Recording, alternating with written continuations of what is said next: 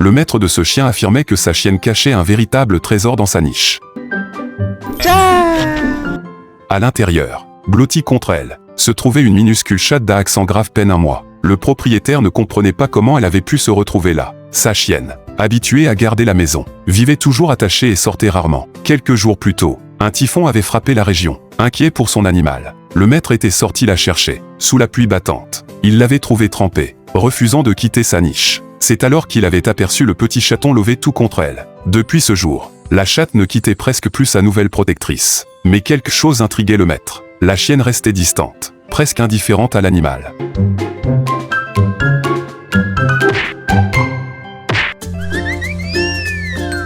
Pourtant, le ventre du chaton restait toujours bien rond, preuve qu'il mangeait à sa faim. Il pensa d'abord que la mère du chat venait chaque nuit l'allaiter en secret, car sa chienne n'avait jamais eu de portée. Donc aucune raison d'avoir du lait. Pour en avoir le cœur net, l'équipe de secours installa une caméra dans la niche. Au matin, les images révélèrent l'impensable. La chienne elle-même nourrissait le chaton, avec une douceur de mère. Rien à voir avec la froideur qu'elle affichait le jour. Sous le choc, le maître alla vérifier de ses propres yeux. Il pressa doucement le ventre de la chienne. Et là, miracle, du lait en sortit vraiment. Bien que bouleversé, il s'empressa de lui préparer un repas copieux pour la remercier. Mais une question restait sans réponse, comment une chienne jamais gestante pouvait-elle produire du lait?